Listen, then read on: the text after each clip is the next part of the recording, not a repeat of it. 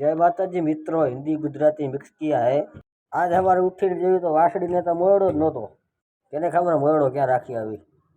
પછી આપણે જોઈ લીધી गाय। હવે આપણે જવાનું છે गौशाला। तो फिर घर से निकल के हम जाने लगे गौशाला पे। और इधर तो रोड का काम चालू है। अब बस 2-3 दिन में रोड बनी जाएगा। तो પછી આપણે પહોંચ્યા गौशाला અને गौशालाનો નજારો તો કાંક આવો। आज हमारे गौशाला में एक नई गाय आई है। देखो ये काला कलर की गाय है, वो अपने शेरी में ही रहती है। और आज उसका पहला दिन है इस गौशाला में। आप सभी देख के बताओ गाय कैसी लगी आप सभी को। तो પછી થઈ ગઈ થોડી વાર ગાયોને આડવાનો સમય ને ગાયો નીકળી ગેટથી બહાર।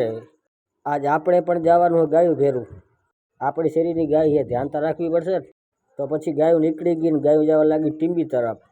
मैं आप सभी को एक बात बोलना चाहता हूँ कि मुझे इस देश में हिंदू दिखता ही नहीं है कोई। मुझे दरबार दिखता है, पटेल दिखता है, आयर दिखता है, राजपूत दिखता है, लेकिन कोई एक ऐसा व्यक्ति नहीं दिखता जो हिंदू हो, जो गर्व से कह सके कि मैं हिंदू हूँ। આપણે આપણા ધર્મનો પાવર તો હોવો જ જોઈએ કાયદેસર। જ્ઞાતિ ગમે એ હોય પણ જો આપણે આપણા ધર્મ માટે કાંઈ ના કરી શકીએ તો આપણી જિંદગીમાં ધૂળ પડી। અહીંયા આવીને આપણે જોઈ લીધા હાંઢિયા। તો પછી હાંઢિયા જવા લાગે એના રસ્તે, એને અહીંયા ચરવાનું હોય, ખાવાનું હોય ઉમાગર। आपने कभी हांडिये की सवारी की है? जरूर थी कमेंट कर ही देना। इस तरफ हांडिये जा रहे थे, इस तरफ गौ माता जा रही थी चरने के लिए। और अब हम भी चलते हैं घर को।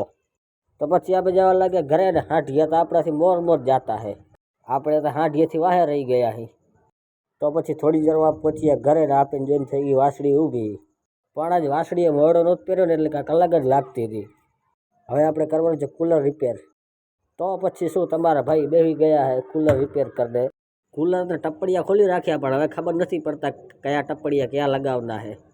पर तम बीवो नहीं, हम कर राखीश कूलर। मैंने बोलिया था ने कि भाई ये साथ तो डरने की है क्या बात। आज तो कूलर हमा करी दीधा। हवे आपे जवानुं छे दुकाने। तो પછી ઘરેથી નીકળીને આપણે જવા લાગ્યા દુકાને।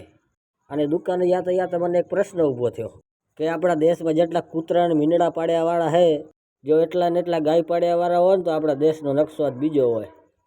દુકાને આપેને જડી ગયા તેલ ગોઠવાના કામ। આવડી હજી તેલની બોટલ ગોઠવાની છે આપેને, હજી અડધી તો અહીંયા પડી છે। મિત્રો તમને ફાઇનલ લુક બતાડો તો આપણે શીશા ચમકાવી રાખ્યા અને તેલની બોટલ પણ ગોઠવી રાખી છે।